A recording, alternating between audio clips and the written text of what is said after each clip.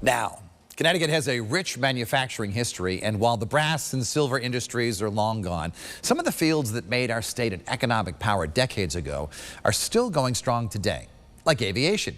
Today we take you to a company that you probably never heard of, but it makes products that keep some of the big companies like Pratt & Whitney and Sikorsky humming along and employing thousands.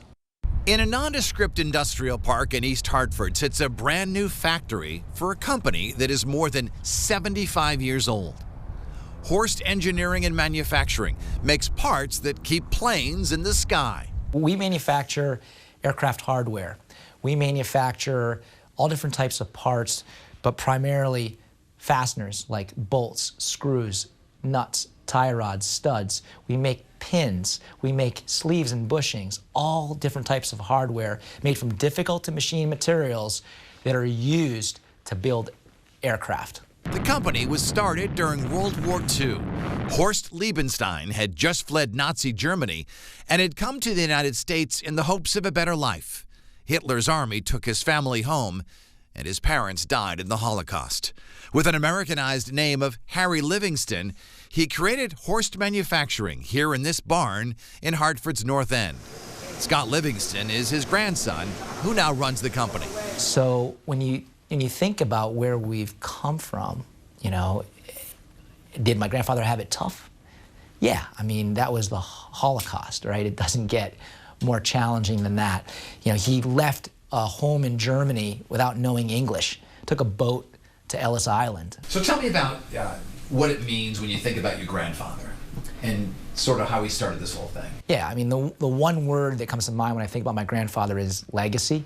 His anvil is over here in the corner. It's something we dug up when we moved to this new factory last year. It's been kicking around. I had it under my desk for a while. It's finally on display.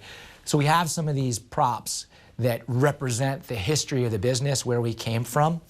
So when I think about him, I always smile because I had a chance to work with him. You know, we're a 3-generation family business.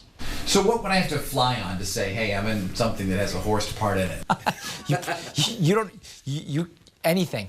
I mean, given the type of work we do for the type of customers we have in this hotbed of aerospace in the Connecticut River Valley, our parts are just about on every commercial aircraft in the air. Right? So, I mean, we're in the engines, we're in the cabin pressure systems, we're in the propellers, we're in the landing gear of a variety of aircraft, from your smallest general aviation all the way up to your largest twin-aisle jumbo jets. Business for Horst has been on the upswing. You were saying that Connecticut is sort of experiencing a manufacturing rebirth. Tell me about that. This rebirth in manufacturing has been underway for a while, and it is now being accelerated by the aftermath of the pandemic. Take what's going on within aerospace first and foremost. You know, it's a global supply chain. It's the industry we do most of our current business in, and there is a need to find capable sources everywhere.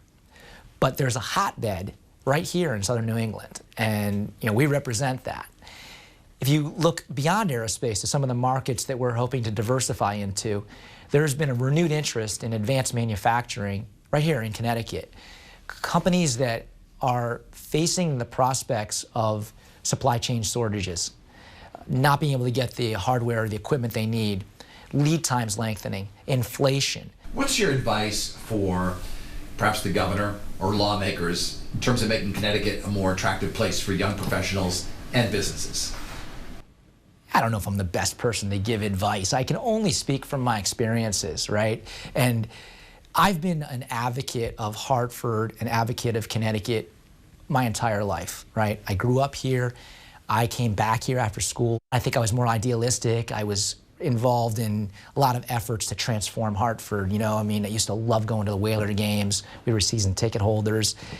And it's not gotten better. You know, that's what leaves me a little bit discouraged, but yet at dinner with my kids, they're teenagers, you know, we talk about what their future might be like. And I'm coming around on this Connecticut thing again, right? You know, I don't know if I personally have the energy to be out there touting it, promoting it, but the best way for me to do that is to run my family's business in the best manner that I can. And that's not direct advice, but it's a model. And maybe these other policymakers can observe that model and see what works.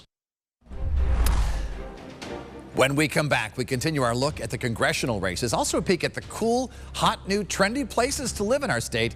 And you'll love what I dug out of the archives for our flashback. You're watching This Week in Connecticut. We'll be right back.